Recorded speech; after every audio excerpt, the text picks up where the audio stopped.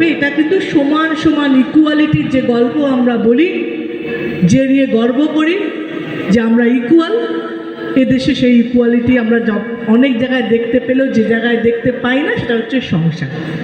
কিন্তু সেই কথা ভেবেও মমতা ব্যানার্জি আমাদের পিতৃকালীন যে ছুটি ঘোষণা করেছে, আমার মনে হয় এটা আমাদের সমাজ পাল্টানোর একটা পদক্ষেপ। এটা কিন্তু জোর দিয়ে বলা যেতে পারে, যেখানে আমরা ভাবতে পারি যে হ্যাঁ, আমার বাচ্চার সঙ্গে আমার যে পরিশ্রম যুক্ত আছে, আমার স্বামীরও সেই ইকুয়াল পরিশ্রম যুক্ত থাকবে। সত্যি তো আমি দেখতাম যে আমি যখন প্রথম বিদেশে গেছি, আমি দেখতাম আমার যে বন্ধু কিংবা আমার যে যা, সে আমার সঙ্গে গল্প করছে, আমার দেওর গিয়ে রান্না করে নিয়ে এলো। আমি অবাক হতাম, কোথাও মনে হতো যে কোথাও বোধহয় পুরুষরা ছোট হয়ে যাচ্ছে, আমারও মনে হতো এটা। কিন্তু দেখলাম না, এটা স্বাভাবিক। যে স্বাভাবিকতা এখনো আমাদের দেশ বিশ্বাস করতে সময় নেবে, কিন্তু সেই সময়ে সেই বিশ্বাসের যদি পদক্ষেপ মমতা ব্যানার্জির সরকার শুরু করে থাকে, তাকে সালাম জানানো আমাদের দায়িত্ব, আমাদের কর্তব্য, আমাদের ভালোবাসা। এরকমই বহু স্কিম আমাদের মানুষের জন্য মমতা ব্যানার্জি করেছে। 78টা না 72টা অবধি স্কিম আছে, যেগুলো সত্যি আপনি দেখবেন। আমি যখন বীরভূমের জায়গায় জায়গায় ঘুরি, আমি দেখতে পাই যে এমন কোনো পরিবার নেই, একটা এরকম কোনো পরিবার নেই যেখানে একটা কোনো স্কিম সরকার থেকে পায়নি, এরকম কোনো পরিবার নেই। কিছু না কিছু পেয়েছে, কেউ না কেউ পেয়েছে।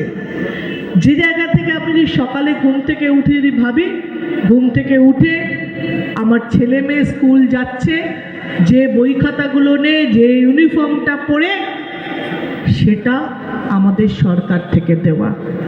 যে সাইকেলটা নিয়ে স্কুলে যাচ্ছে, সেটা আমাদের সরকার থেকে দেওয়া। কৃষক যে ধান খেতে বা যে চাষের জন্য যে সাপোর্ট পাচ্ছে, আমাদের সরকার থেকে দেওয়া।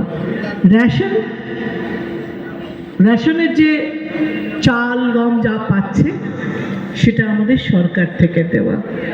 আমাদের ভাতা যেগুলো দেওয়া হচ্ছে, সেগুলো আমাদের সে কৃষক হোক, সে যুবশ্রী হোক, সে কন্যাশ্রী হোক, সে বার্ধক্য হোক, বিধবা ভাতা হোক, লক্ষ্মীর ভাণ্ডার হোক,